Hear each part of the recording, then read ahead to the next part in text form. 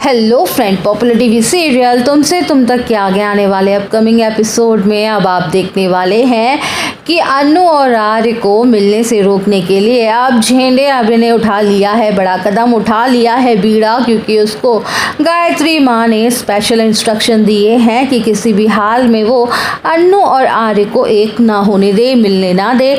जी हाँ दोस्तों, और झेंडे जो है वो आर्यवर्धन का बहुत ही बढ़िया, बहुत ही तगड़ा वाला बेस्ट फ्रेंड है।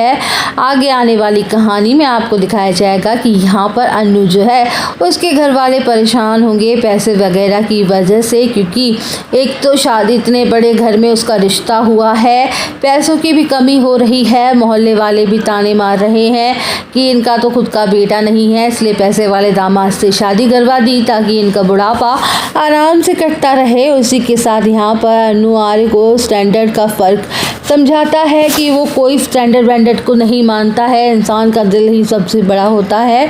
और आगे आने वाले फंक्शन में साफ देखने को मिलेगा, क्योंकि मानसी हो गई है, मोहल्ले वाले हो गए और रिश्तेदार हो गए, प्रेस मीडिया हो गई है, ये सब अन्नू और आर्य के इस तरीके से टैग करेंगे, उन्हें ट्रोल करेंगे, उनके घर वालों पर भी ट्रोल करा जाएगा। पैसों की वजह से, इतनी छोटी बेटी और उसकी उम्र की भी वजह से लोग उस पर ताने मारेंगे। ये जो शादी है, लेकिन इन्होंने तैयार कर दिया है कि अपनी बेटी की शादी पैसों की वजह से करवा दे रहे हैं, लेकिन अन्नू और उसके घर वालों ने इन सब चीज़ों को डिनाई कर दिया है। उसी के साथ अन्नू जो है वो अपनी बिहेवियर से, चीज़ों से, अपने मोहब्बत से सबका दिल जीत लेती है और साफ जाहिर कर देती है कि उसके आर्य सर से वो बहुत ज़्यादा प्यार करती है, पैसों से कोई लेना देना नहीं है, पैसों से कोई मतलब नहीं है। उसके अलावा आर्य पूरी तरीके से अन्नू को सपोर्ट में खड़ा हुआ है, देखने को मिलेगा। लेकिन अब सब चीज़ों के बाद झेंडे थोड़ा सा अलर्ट हो जाता है, क्योंकि वो सारी चीज़ें संभाल लेता है। आर्य के पुराने दुश्मन जो है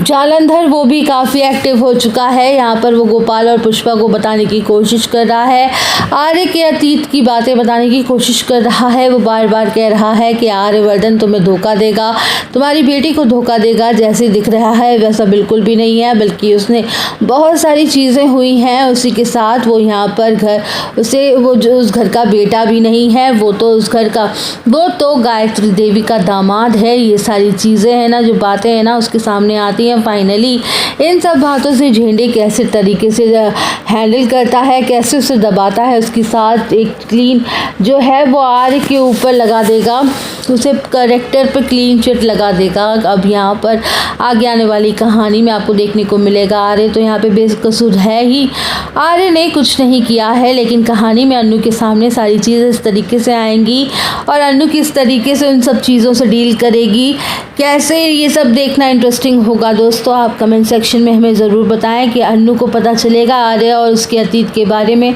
उसको पता चलेगा कि उसके घर का बेटा नहीं है। उसी के साथ यहाँ पर कुछ न कुछ तो उसे और भी बड़े बड़े खुलासे होंगे, जिसे सुनकर अन्नू जो किस तरीके से रिएक्ट करेगी, ये देखना दिलचस्प होगा। अन्नू आर्य के साथ देगी या फिर अन्नू आर्य को छोड़ देगी, आपको क्या लगता है दोस्तों?